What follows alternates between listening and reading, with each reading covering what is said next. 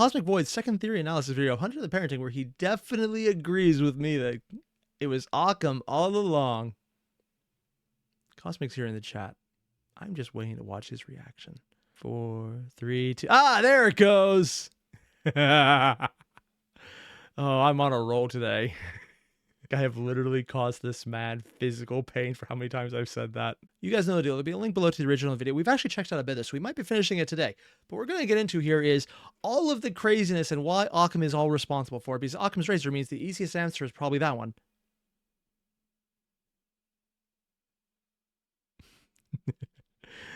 I know I already made that joke off stream, or actually on stream before anyone could see it in the video. I'm going to leave it in then. It'll be fun. And, oh, hey, I agree. Cosmic Void said that would be fun. I mean, it's not actually what he meant, but let's pretend it was. Moving on. Viewing them as not being all too different from nature on a fundamental level. This puts them in conflict with other Garou who think they're more in line with the Weaver as opposed to the Wild. And there may be some truth to that, but they are still fundamentally fighting for Gaia. You might be wondering how this is related to Matilda. On the surface, is that the doctor? Oh, because it's all of them slightly younger, yeah. Don't see Big D in this. I think he's behind them over here. it isn't really. Werewolves talk a big game about being purely natural, but a number of tribes do incorporate technology. In the modern day, they don't really have a choice. So much. Oh, they have the server racks behind them. Yeah. Wait, there's a werewolf game? I knew about the vampire game. I didn't realize there's a werewolf one. I saw pictures of this guy. I didn't realize that was a real thing. I thought it was just some kind of mock-up. Oh. Until an infrastructure is stored digitally, that it becomes a necessity to really fight against the influences of the worm at all. So you need some technology. So we can't even use the fact that she was going after electronically stored hunter data as something that we can go off of. What we can go off of are these things. These are likely totems or patron spirits. These are a bit tricky, but basically there are some spirits that make pact with particular tribes of Garou or individuals. What does it mean that she has two spirits then? Also, Hobbit, go hydrate and move and breathe manually. I will choose not to breathe. Thank you very much. Also, QosmicVoid mentions Werewolf the Apocalypse Earthblood. It's not too great. Oh, well, that's disappointing. Individual Garou, and lend them support and certain powers, the bear provided that the tribe follows certain requirements that align with that spirit's desires. The patron spirit of the Glasswalkers is Spider, and if we take a look at Matilda's shoulder here, when the voice telling her to leave the hunters alive starts. Oh, I didn't even notice that. I thought I just had a floater in my eye when I first saw that on the screen. Oh. We see a spider come from her fur. Glasswalker. That's about all I've got for this evidence. I'll level with you. I honestly couldn't tell you which tribe she's from based on this alone. Her morph power here is likely a gift. The gift of termites, which lets them erode wood and paper rapidly. That's a rank 3 bone gnawer gift. So that might...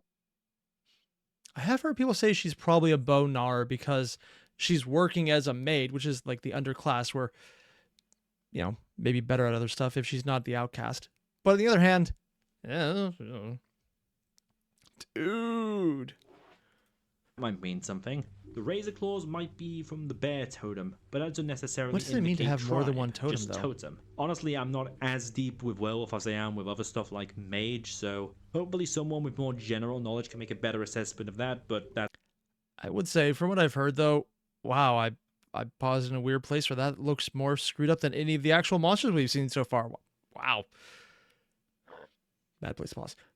So I'm kind of wondering, a lot of what I've heard of the generalization for werewolf players is there's two people who like werewolf. People who like getting into the psychology of it, and people who think murder hobo is the best way to play every game. I like seeing how I can make big number go higher, and I don't really care how I do it. Yeah, I power game, which is apparently the old style of D&D before Critical Role took off. So yeah, who'd have thought? That's all I can offer. Matilda did mention doing this, quote, Stig's way from the start. Who's Stig is a character who exists in the extended world of Darkness. Oh, that's a real character? Stig half Bonebreaker. He's part of the Get of Fenris tribe, who are... Oh. I was unaware of this. Also, that guy looks really fucked up, which is probably intentional. Oh. See, I heard Stig and I was like, oh, I guess they're fans of what's that British show about people in cars? Like there was a masked guy who drove cars, and his name's Stig. That's where my mind went. I was like, oh, it's kind of an odd one because I didn't think it was around back then, but okay, sure, why not? But no, wait, the spine, shattering the spine of a black spiral dancer. Damn. And this is someone who would know Stig as well. Violent lunatics, which might explain Matilda's glee during the fight, but that's all I've got. But also showing that she I'd doesn't also like usually to do it point Stig's out, though, way. that one of the other options is that Matilda isn't even a member of a tribe, but a rogue pack of some description. You can do that? Also remember that there are other shapeshifters out there. Were spiders are a thing, and unlike werewolves, were spiders can be made up of thousands of tiny spiders.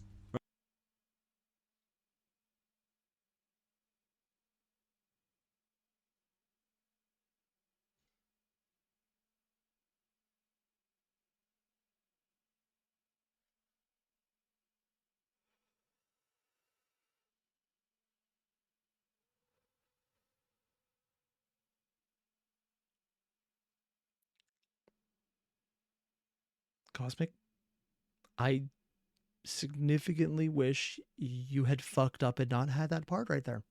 Please be less good at your job. And oh, you have arachnophobia and you decided to leave this part in. I don't. I think you've just given me arachnophobia. Oh god, we're going full skitter. Rather than just one big transformation, but they can also be just one, because of course it can't be simple. Anyway, it's possible that this werewolf is part of a generalized shapeshifter pack, and that spider is acting as her communications piece. I base this more or less entirely on the spider being there, which would make Matilda quite the rarity amongst the Garou, it must be said. These are all very mutually exclusive tribes and concepts, though. I have to be honest. A Get a Fenris working with other shapeshifters is very unlikely, to put it mildly. Also, she said she would do it his way instead, implying her first instinct was not to do it his way, which kind of goes against him being the same pack as her. But her being someone who would think kindly of that way of thinking. And Cosmic mentioned in World of Darkness, every time you see a spider, you are likely seeing a part of Anasazi. I know of Anasazi, but not through the World of Darkness variation, so I don't really know what that means. I lean towards her being part of the Bone Gnawers because of the termite gift, but honestly, if I'm wrong on that one, I don't mind that much, Yeah, because makes it's sense. hard to tell with what little we've got. Her personality would fit in well with the Get of Fenris, and she being the werewolf, Cold being in a room of humans, being in a room full of monsters, so... Yeah. Also, the entire fact that, you know... Oh, and Anasazi were the were-spiders? Oh, so they're all part of it. That's kind of terrifying. And weren't they related to the pattern spiders who are a holdover from when Exalted technically may or may not have been the predecessor to World of Darkness? I'm not going to touch on that one because that's a level of what the fuck that you... For anyone who doesn't know Exalted, White Wolf, the people who make World of Darkness and everything related to it, had the previous concept. The concept was, what if we did wuxia and decided it's not crazy enough? Yeah. Ooh. You know what, actually? Flip a coin. If it lands on heads, I go with Bone Gnawers. If it lands on tail, I go with Get of Fenris. But yeah, that's all I've got on Matilda. But on the subject of werewolves... Black Shuck's reincarnation? I've heard of people mention this one, actually. The voice that Matilda was speaking to said to bring back Marcus because he might have information on Shuck. Some people have hypothesized that this means Black Shuck. Now, to be clear, I'm not... Are there other ones? Wait, Shuck was said to have appeared before a large congregation at the Holy Trinity Church. What? Here to speculate on Black Shuck, like, showing up, because I don't really care all that much if he does or not. I'm not here to dissect... Ooh, I don't know nearly Marcus enough is about weird. him. The sickness of dogs long past will haunt you. Does that mean that Black Shuck is showing up? That's not the kind of theory that I'm interested in talking about. I'm kind of just happy to let that particular plot point play out or not play out. It always depends on how... Marcus speaking in tongues with things that sound prophetic whenever they... might actually mean something later. Marcus being attached, which we didn't know at this point, to an eldritch being who he doesn't remember he's attached to, but Big D does, which is why he hides all knowledge from him. And Big D's other son, Horse, explicitly going prophecy when exposed to Boy. I'm sure these are unrelated and we don't need to worry about it all. How it's handled. There's another theory that was requested of me to talk about, so here I am, talking about it. Since this Actually, I know he's only doing this one as apparently just doing it, but just pulling those parts together, which I completely forgot about, there's probably something there. I'm not sure if it's the theory you're pulling together, but I think those parts are probably related in some way. How? Oh, hell if I know. But they're probably related. This isn't my theory. I'll be citing some information from a few Reddit posts and a YouTube comments I got. Let me just tidy this up a little bit. There we go. So the gist of the theory is this. Okay, just going to go on record. I mean, I'm guilty of this. I have done this style of post before. I've done this mostly because I have done voice to text, but there is not a single period in this. I'm an English major. I look at this. I'm not going to read this because if I do, I will have a panic attack. This is how you hurt me physically. Let me just tidy this up a little bit. There we go. So the gist of the theory is this. Boy is Black Shuck reincarnated. Heard that theory. Black Shuck is a werewolf that occasionally reincarnates when two of his descendants have a child. 2? Alright then. I mean, yeah, but descendants could just be a pretty big term. Especially since don't werewolves never actually breed with other werewolves? Because reasons?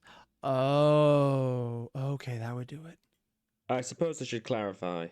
Black Shuck doesn't really reincarnate, as in his spirit re-enters the mortal world. It's more like his descendants look like the original Black Shuck, so they take the mantle, as it were. So, Black Shuck is from the Silent Strider tribe, and these guys are often followed by wraiths on their adventures.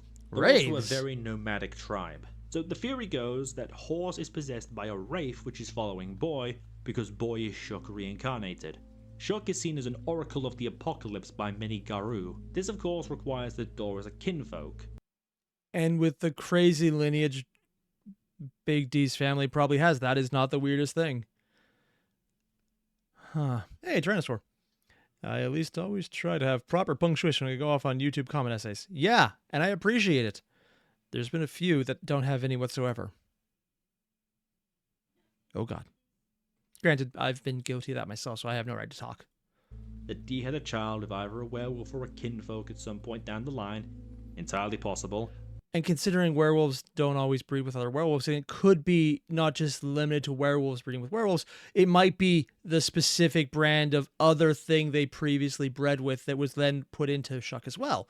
I don't think that's the exact way to do with it, but if Hunter the Parenting Canon decided to stretch it in ways that they would explicitly call out at the beginning of the video as not perfectly lining up with White Wolf's canon, I mean, that would be a coincidence. I mean, what would be the chance of that happening? And the Dor also did. Also plausible. Boy is Dor's biological son after all, we learned that in our last video. And that person that Dor slept with was also a descendant of Black Shuck. It also proposes that mastering Luna is in reference to Boy. It also implies that Dor's mother was also a descendant of Black Shuck. This theory would also be used to explain why Dor and Bor aren't in this arc right now, because Matilda may have been able to recognize him and then focus on him, and then there's not much of a story. It's not impossible, I suppose. Statistically unlikely, but it's possible. I'm not sure if I buy it myself. It seems a little too convenient, and the mastering Luna was part of a longer screed and not an individual point on its own. Plus, Boy's like 11. 1 second, my wife is making scary faces at me, and now I'm terrified.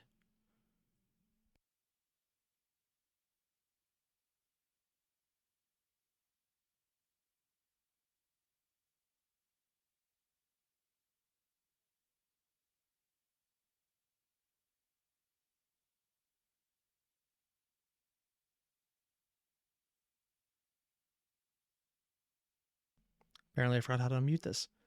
She was asking how to get dumpster fires. I'm not going to explain. Most human-based werewolves don't undergo their first change until they're undergoing puberty, most not until their teen years. Boy undergoing a first change at this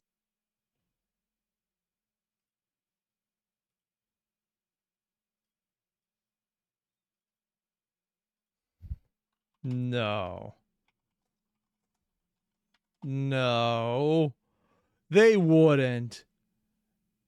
They wouldn't actually.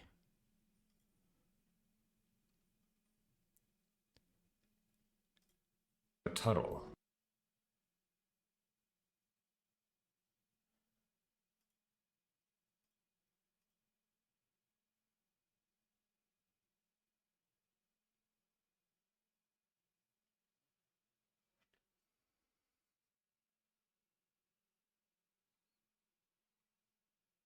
The entire plotline here was a dumb rambling that made absolutely no sense about how he's the hero of Earth fighting the monsters who are not the vampires, because the vampires weren't actually the enemy all along. Oh.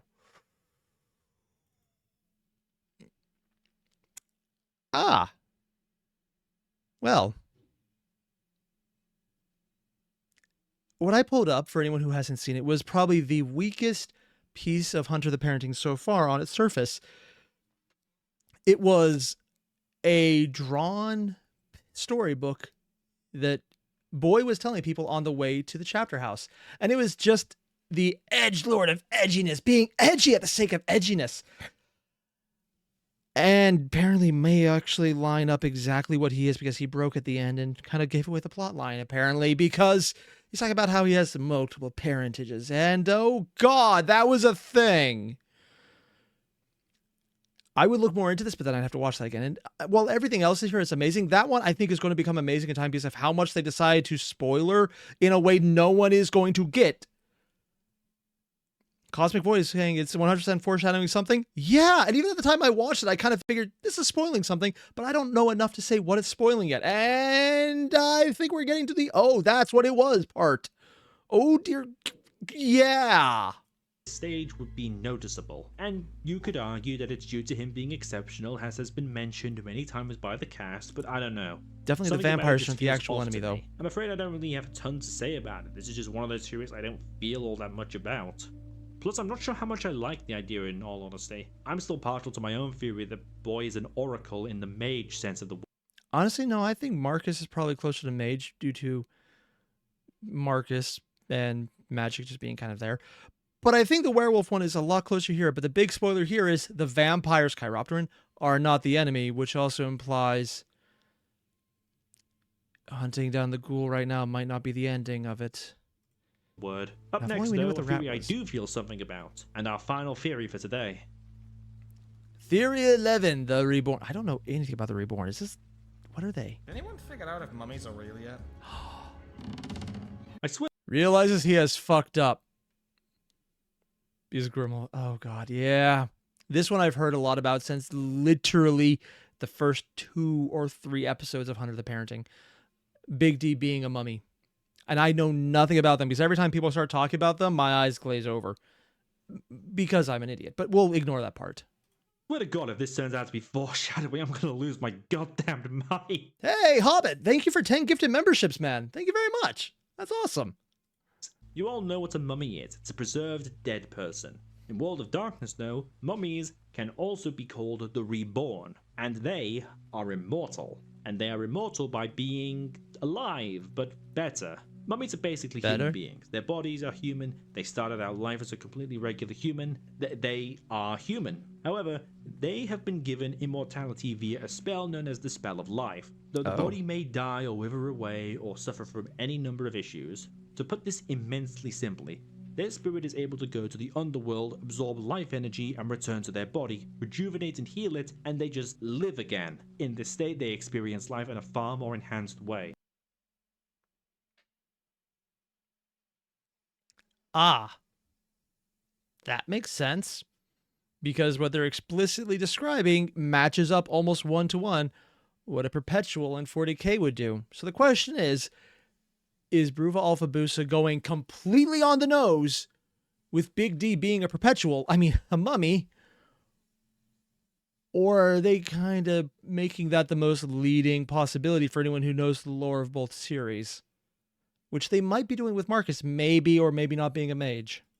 They see the intricacies of colors and art, hear the many sounds others overlook, taste more intensely.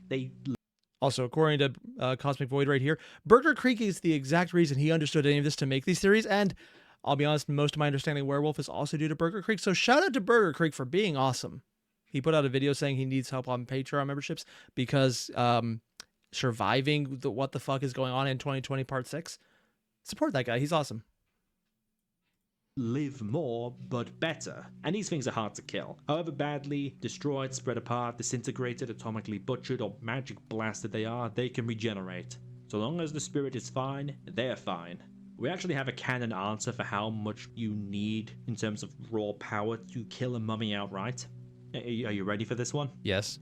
It's ground zero of a nuclear bomb. You have to Hiroshima them. That's how. So they have to have at least a little bit of the body left. Which I wouldn't be surprised if they suddenly leave out bits and pieces of cut off flesh somewhere else if they think they're going into a really tough fight so they can re-inhabit that flesh to heal. Huh. Ritual sacrifice of body parts would actually become a protective measure at that point, unironically.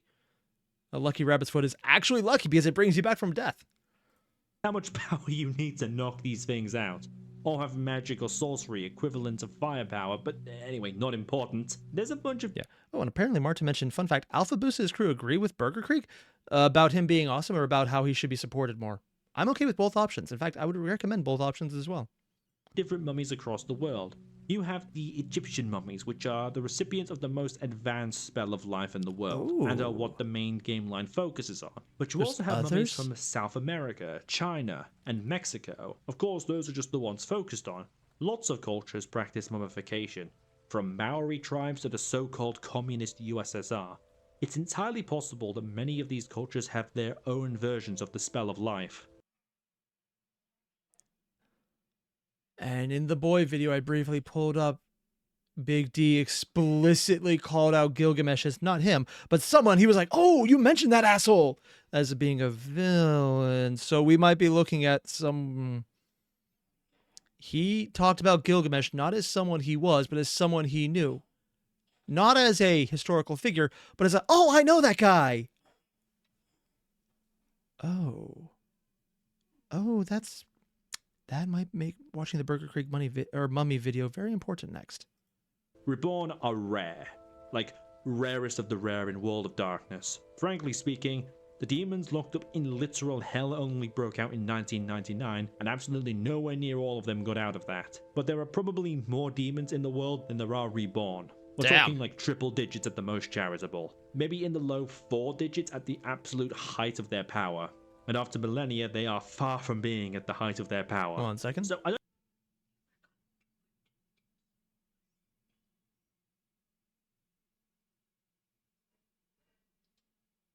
Yeah, they go through the corner.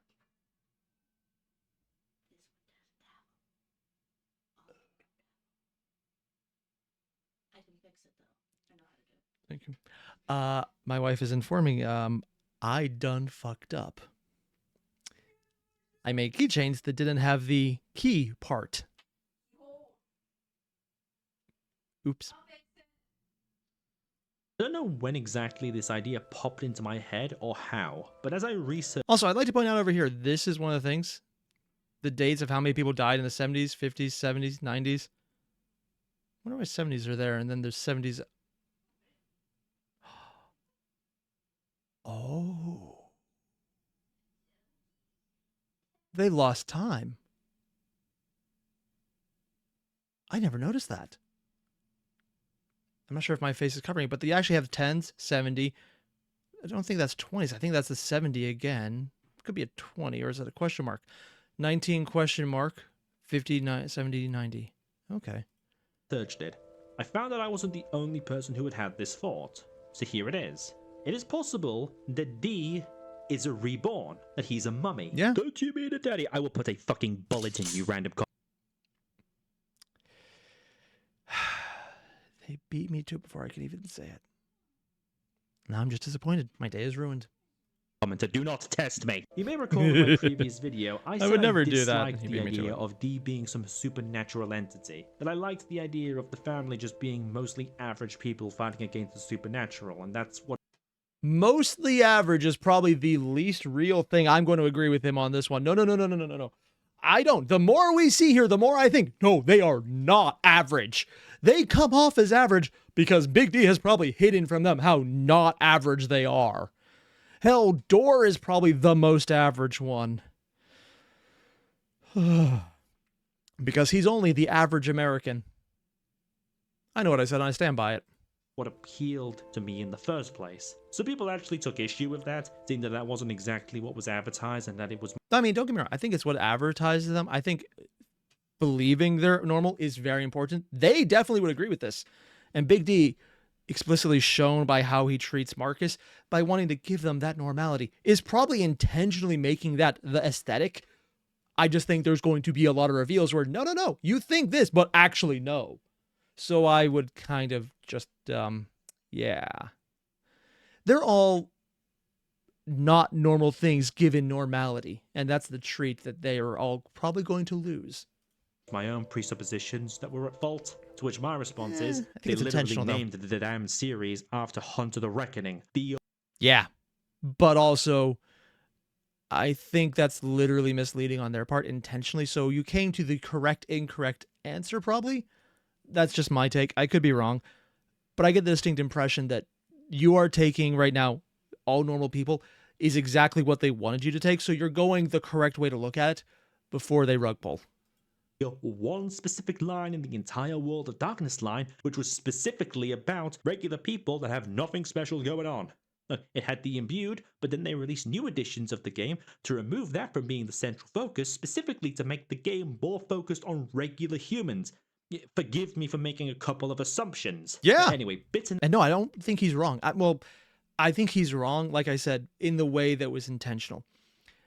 Now, I'm not sure if the glowing eyes spoilers at the end of the last episode indicate, or the last episode, not 5.1, but 5.0, that he's an imbued or reborn, because I don't know enough about either setting, or if that matters, and it might be a flare specifically added in by Hunter the Parenting itself, as opposed to Hunter the Reckoning or World of Darkness.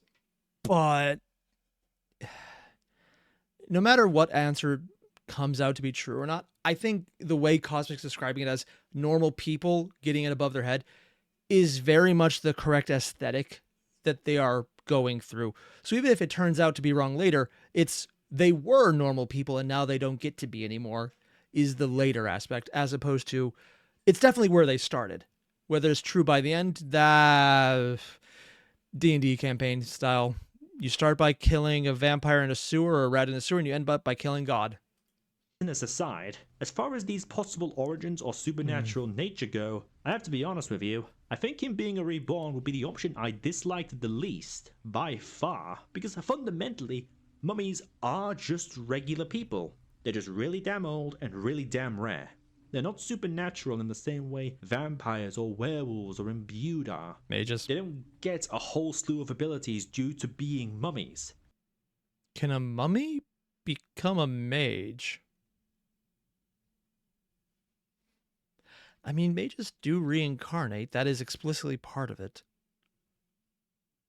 I have no idea. Mummies are just people. They've just had a really, really long time to get good at a lot of things.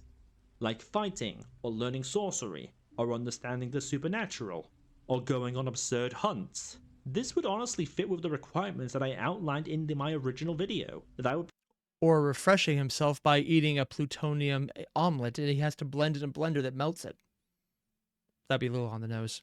And his colon. be fine with D just being a random person who, through some quirk of circumstance, became immortal in the sense that he is ageless. It does clash with the idea that he could be killed with someone who got a good hit on him, but I think that if we take his family into account, and how much he cares about them, and how much that impacts him being knocked out of commission for a while, and being unable to protect them and possibly lose them to the Night Folk would be an immense blow to him. And so far I've heard nothing about how mummies come back. So for all I know, it takes a while to come back, and he might just lose everyone, and it's basically like everyone else dies when you die. I have no idea. I don't know enough about the Reborn. I don't know enough about mummies to say, yeah, he'll maybe be back in like 50 years or 50 days or 50 hours. I don't know. One is worse. To the extent that he would actively seek to avoid harm to himself so that he could be there to protect them. And that would make sense and be an interesting way of doing things. That description even fits with a certain type of Reborn, the Tomb Keepers. So I might be willing to overlook that. Maybe. It's not perfect by any stretch. I would still prefer if he was a character who could in theory be permanently knocked out by a blow from a supernatural creature. But him being a Reborn avoids the many other problems that I have with theories like him being the child of Adam and Eve or him being... Wait, what? Really? That's one of the theories? I'll be honest, Cosmic, I'm not really sure where you got that one. Granted, there were a lot of theories put forward in my own chat, so very well that could have been there. But he talked about Gilgamesh as someone who sounded to predate him. Or someone he respected but was not him, as a villain specifically. So, I'm not sure if that tracks. I don't know, though. Maybe it's just... It could just be how he spoke about someone who was younger than him, for all I know. I really don't know. A ghoul or some other supernatural phenomenon. It fits with my desire for him to just be some random dude who happened upon immortality. He demonstrated the traits and characteristics that were seen as worthy for being a Reborn, and so he earned it. And there are mummies that can't resurrect. They failed the judgment of Ma'at. It's a whole thing, don't worry about it. But they can't resurrect, so when they die, that's it. Maybe Dee's one of those, who knows? Hell, him so being immortality a Reborn without the would actually make a lot of his insane ramblings make sense. The Reborn experience life more intensely. Dee has a zest for life. Dee uses ancient measurements like Minas because he saw them being used all the time when he was there. Both he and Marcus got the crap beaten out of them by Piotr, but Dee's healed up already while Marcus hasn't. He knows so much about the supernatural because he's lived long enough to encounter it so many times. He looks younger compared to his kids because he can revitalize himself. He may know little about demons because the demons were locked away until 1999, just 7 years before the start of the series. Oh, and that would date things slightly. I'm not really sure how that might matter. When were they locked up initially? Because at least they put, say, he wasn't alive before people timeline, which isn't much, but probably important. And that's why he mocks Ramon for being an apparent creationist, despite him being correct but also not correct. Both the Big Bang and the creationism myth are correct in World of Darkness and happened literally at the exact same time on different layers of reality. Just don't worry about it. Because they mentioned this in the Mage one. Reality isn't a patchwork. It's a goddamn splatter paint where someone shoved the paint into their ass and farted it out and whatever happened to be there was what was left. If that sounds disturbing, if someone believes it hard enough, that technically would count to be that reality. You're welcome. Now, we could take this a step further. You remember all those times where Dee has said, oh yeah, no, I'd have been fine, I'm just built different. If we look at previous episodes where Dee's insane ramblings are played off as jokes, until they're proven to be 100% correct, let's assume for just a moment that his I'm built different comments aren't him just being insane. Him being a Reborn would make those lines not only deeply funny and quirky, but also 100% true. Which would be consistent with his characterization throughout Arc 1. Everyone else in the family gets slaughtered, but he'll be fine. Which would really suck for him, and probably is his biggest fear. The only thing I don't get is the glowing eyes at the end. Is that a thing that mummies, that the Reborn get to do? Or is that indicating something else? We already know that there are explicitly the imbued here because they had the eye, which Marcus could synchronize with. Now, if anything, I think Marcus being imbued and maybe the monster he has the pact with might have been a messenger for all we know. There's so little lore on messengers that, like explicitly being told, there is almost nothing. That actually could be a thing, and he could mistake it for a monster trying to do some horrible shit when it could have actually been benevolent. Don't know. We really don't know. We'll probably find out more about Hunter the Parenting's version than anything else in the actual canon first. Needs to chill in the afterlife for a bit and he'll be back. Physically, anyway. Emotionally, maybe not so much. Hell, the afterlife is connected to the wild where Marcus just got taken. Theoretically, if he is a Reborn, could he just throw himself into the afterlife to try and find his son before coming back? That sounds fucked up. But maybe it is. the Reborn can have kids. And sometimes those kids can demonstrate an aptitude for sorcery. Gee, doesn't that sound familiar? I wonder if Dee has any children that have demonstrated such an aptitude that has been demonstrated in an audio log. Honestly, I probably would have gone for a horse first, but that's just me. Of course, a lot of that assumes that he's an ancient mummy. It's also very possible that he's an Amenti, which... Okay, so basically in 1999 there was a storm in the underworld that destroyed the spiritual bodies of a lot of mummies. So, a new spell of life was created, wherein the spirits of the reborn would fuse with the recently deceased to create a new type of reborn called an Amenti. This is often called the third life, the first being that of the original mummy, the second being that of the human that just died, and the third being the fusion of the two. Since the series takes place in 2006, if that's the case, then Dee would have only been a mummy for 7 years. I'll be honest on this one, Void, if that's the thing, I don't think it would be here, just because no one has mentioned how their dad has massively changed after Boy was born, or right before Boy was born. I think horse, maybe. In fact, I'd almost say that's a likelihood because different body, doesn't have to be human, and more fucked up because of it, because he apparently palled around in the 20s with horse. But I wouldn't stretch it to D. Which a lot of the dialogue suggests and heavily implies otherwise. Well, my sorcery comment about Marcus would be entirely coincidental if that were the case. He had Marcus more than 30 years ago on account of Marcus being at least 30 years old. And forgive me for flaunting. Wait, he was supposed to be 30? Oh, seriously? Honestly, I was going more like just a really tall 17. I guess he was in college and they're all graduates. So I guess it does make sense. Just for some reason, I always thought he was younger. And yeah, even Cosmic in the chat has clarified. He doesn't believe any of this. He's just covering the theory as it is. My education, but 7 is in fact a smaller number than 30. I mean, if you can theoretically prove due to changing how numbers work that is not the case, sure, why not? Everything I just said sounds like it's crazy, but when you actually talk to mathematicians, you realize that's actually a thing you can do. Never ask them about it because they might explain it, and that is a way to get into madness that you don't want to deal with. I've made that mistake. I don't want to. Never again. No. And we're talking about years at the very least before any of you mathematician pedants show up. I hate you and your bastard numbers. May you all burn in violence hell. upon Just numbers. I mention the possibility, Yeah, even though I think D being an Amenti is far less likely if this theory is correct. Horse, though, maybe. It would be very funny if it turned out that D was Horus. No, not that one.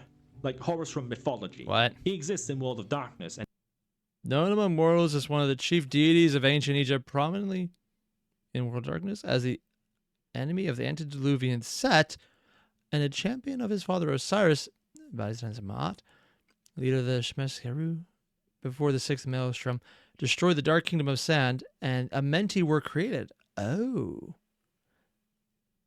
Nah, he has both eyes, and I think that would be a motif they would keep to. And now he's... Horse, on the other hand,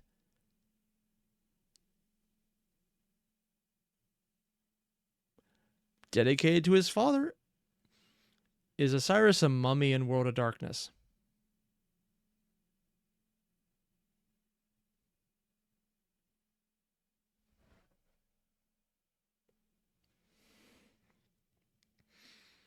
Okay, so I'm not sure how much real life mythology plays into World of Darkness mythology, but part of what Osiris lost, so he came back as a mummy instead of a really full-born human being, was Set stole his dick.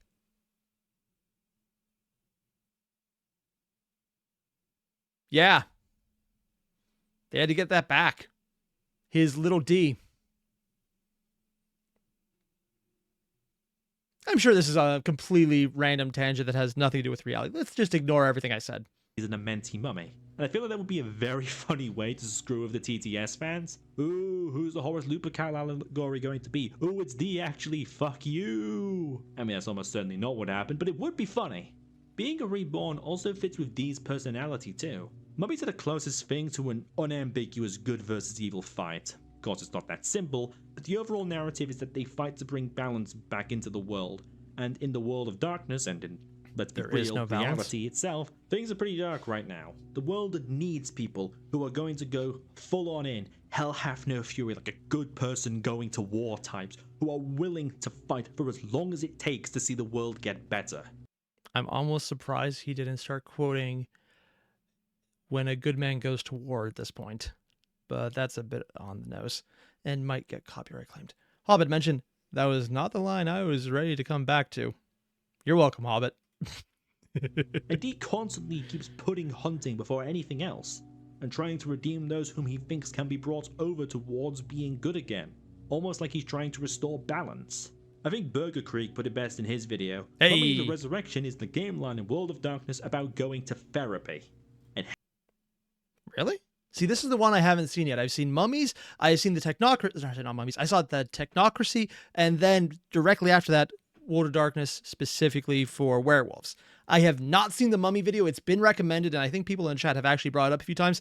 This is probably what I'll need to watch eventually. Hey, look at the role he's been playing for Kevin! Do you see the kind of shit that this theory stuff does to my brain yet? Yeah, here's a bunch of very compelling stuff that would hint towards this being real, but it's also very possibly pure coincidence. It actually would be hilarious if Osiris, who I'm being told is a vampire, actually got to Golconda and reclaimed his humanity. And this is Osiris. And the big D is literally the fuck you set. I got it back moment. That is a bigger stretch than I would imagine, and I would pretty much not assume this would be the case unless Alpha Boost had decided to do a comedy skit with these characters, but it would be funny. Lots of folks are just naturally gifted at sorcery or are just born with telekinetics because, again, nothing is ever fucking simple with these people. Okay, Papanung, why are you like this? Because they are your funny. Sick kicks? Is this being done to torment me specifically? Because it feels like this is being done to Set was the torment vampire? me specifically. I know that they all watched my original theory video, so I like to imagine that they all just got in a Discord call afterwards and just went, shit, they're on. No, they would look like, ooh, this is a good idea. How can we make it worse? I don't believe they would ever try and undo their bullshit. I think they would add on to it more than anything else, and frankly, it's fun. Also, I've randomly got comments from Brew of Alpha Boost saying how his mother explicitly understands his work because she watches my videos. So every time I swear, yeah, that's a weird thing to say. I am swearing at his mother sometimes. Or specifically swearing at her son. I'm not going to think about this too hard because I never do, and I'm not going to start now. To us. It's very funny to imagine it to me, and then they responded by making my job as infuriating as possible. Well played, bastards. Man, what I wouldn't have given to be able to see their reactions when they realized that I'd hit the nail on the head on a bunch of stuff. Honestly, the more I let this reborn idea sit with me, the more I think I like it. It fits with the requirements that they had for D. It's also a pretty good way of incorporating mummies into the series because the odds of encountering one otherwise by chance is slim to none. I think I'd be okay with it if this ended up being the case. And with that, I think we're about done. I am more tired than you. Now we gotta wait for the next video. Oh wait, it's already out. Is this the one where he finally gives it and says it was Occam all along, working as a willing collaborator? My entire idea that Occam was a ghoul completely got overturned in 5.1 because I didn't realize just how much control they were giving. It's not a matter of, okay, now you follow me. It's an, okay, you're literally a absolute, utterly addicted addict who will change their entire personality and human soul to fit my whims level of addiction. Yeah, and Chapman was so fucked up he realized that becoming a ghoul didn't actually make him worse than he already was. But, oh yeah. See, we have found the comment. QosmicVoid is laughing and then saying no, meaning he definitely will do it. Nice. You could possibly imagine. It's 4 a.m. I have a crap ton of other projects to work on and I've got work to do, so I won't draw this intro out for too long. Discuss all the options. Can you imagine someone drawing out an intro or an outro? Yeah, that's insane. And theories here. The last video, it was a joy to see so many people talking about World of Darkness. As opposed to now, where it's absolute torture because I'm making sure to do it. I mean, I've just said nothing. People really got into it. It was great. Hopefully we can see more of it in this one. But I need to go to sleep. So give me money on Patreon. Like, comment, and subscribe as patronage to your new reality-bending god. Me! No, it's definitely Alpha Boosa. It's definitely Alpha Boosa. He's the world-bending one. There's no way around that. Seriously, though, man. I love this. But I really want to get into everything the next part, the 5.1 did, because there's a lot of additional lore. that entire video built up. This 5 was great. And this entire theory around it is really good because it goes into a lot of context that is important. But then you get to 5.1. It's like, hey, if 5 was the wrap up of showing here's almost like the conclusion of the vampire saga, now we're getting into the rest of the world in Norfolk, just kind of colliding all the different franchises. Where the first trilogy, the first 3 episodes was all of the bullshit with vampires, trying to show the world and how they're ignorant and building the characters as normal people in a bad situation. 4 and 5 and all of the audio logs was building up the, oh, there's a lot more going on right now. Neat. And then there is what comes next.